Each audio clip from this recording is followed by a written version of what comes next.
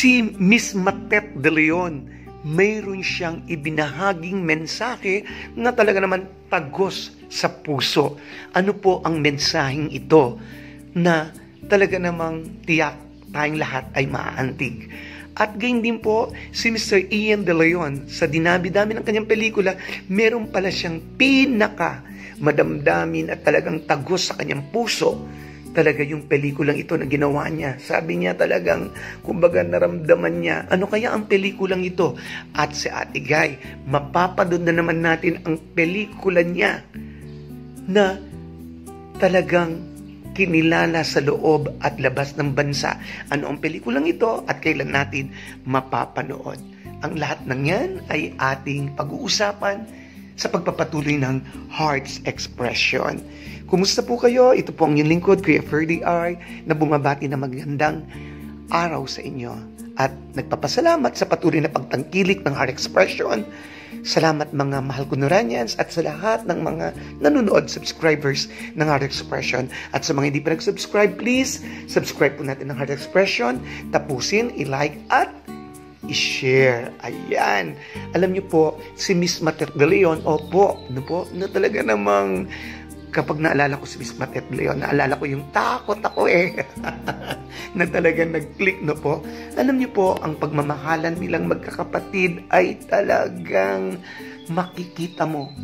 Talagang sabi ko nga nung isang araw doon sa topic ko po kay Mr. Ian De Leon, yung pagmamahalan nila, yung pagsusunuran nila, respeto nila sa isa't isa, nandun. At itong ang nakaraan, may mensahe si Miss Matet de Leon sa kanyang ate, na nagdiwang ng kanyang karawan ng March 21. At syempre, ito po ay nakapost sa kanyang Facebook, sabi niya, sa tingin ko, ikaw ang unang taong minahal ko mula nang dumating ako dito sa mundo. Thank you, ate, for the love na ibinigay mo sa amin. Mula nung bata pa kami hanggang ngayon, mahal ka namin. Wala kang katulad. Happy birthday. Miss na kita. Yan ang sinabi ni Miss Matet kay Miss Lotlot de Leon. Ang galing, talagang sila. Makita mo yung pagmamahalan nila. Yan yung paghuhubog, pagdidisiplina, pagmamahal na ginawa, na pinakita ni Ate Guy sa kanyang mga anak. Of course, paulit-ulit, alam naman natin walang perfect na pamilya. Walang perfect na tao. Pero ang maganda roon, yung talaga namang napakatibay nila, napakatatag nila, at talaga nagmamahalan sila sa isa't isa. No? Salamat, Miss Matet, at talagang proud ako sa iyo. Siyempre, anak ka ng superstar ni Miss Nora Honor. Ayan. At si Mr. Ian De Leon, meron siyang sinabi. Alam niyo ba, ang daming ginawang pelikula ni Mr. Ian De Leon simula ng bata. Pero sabi niya, most emotional movie I've done. Ito po yung sinabi niya. Ano kayang pelikula yon? Isipin nga natin, sige nga po, magano tayo, pahula tayo, mag-survey tayo. Kumbaga, trivia ito ng konti.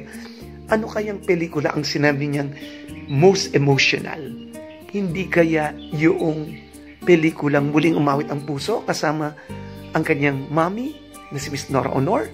At hindi kaya ang The Floor Contemplation Story or I Love You Mama, I Love You Papa na kapwa kasama niya ang kanyang mga magulang?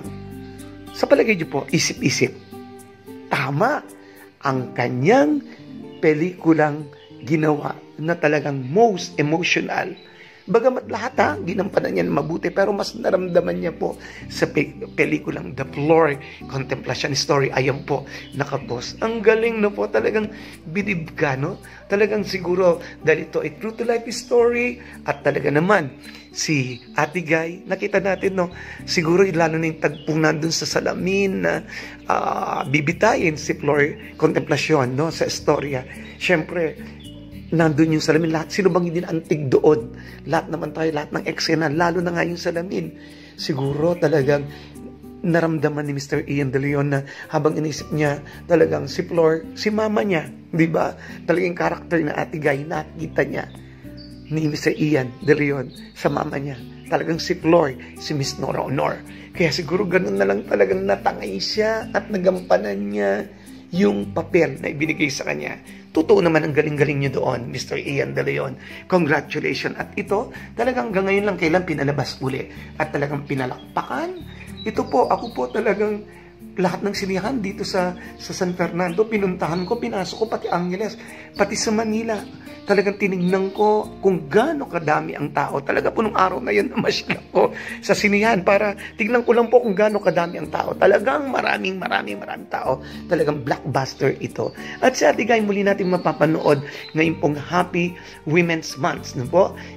Sa mga buwan ng mga kababaihan, mapapanood po natin sa Gateway, no po, sa Cineplex 18 ang pelikulang Die Womb. Punta na po tayo kung saan ang pelikulang ito ay talagang naghakot ng maraming karangalan sa loob at labas ng bansa ang ating national artist na si Miss Nora Honor. Tingnan nyo naman po yung mga walang picture do.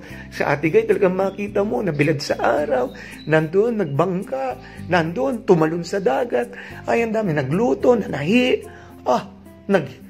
nagpaanak. Ang daming ginawa ni Ate Guy at talagang mata ni Ate Guy ang kanyang ginamit. Dapat nga ito, talagang entry ito sa Oscar Award. Nag-number 1 ito sa Sarbanes, di ba? Kaya panoorin po natin ang Die Womb sa Gateway, no po, sa Cinema 18. Ayan.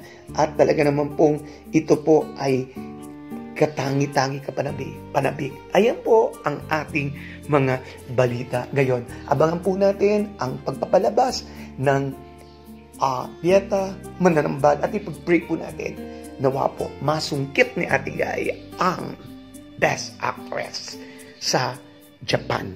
No po? At alam niyo po, sa tutulang birthday month po ni Ate Guy yun. Nawa ito po ang best gift kay Ate Guy. Sa May 21, ang pelikulang Mananambal. Ito po si Clifford D.R. na nagsasabing, as long as there is love, we will stand, and to God be the glory. Maraming salamat po at mabuhay.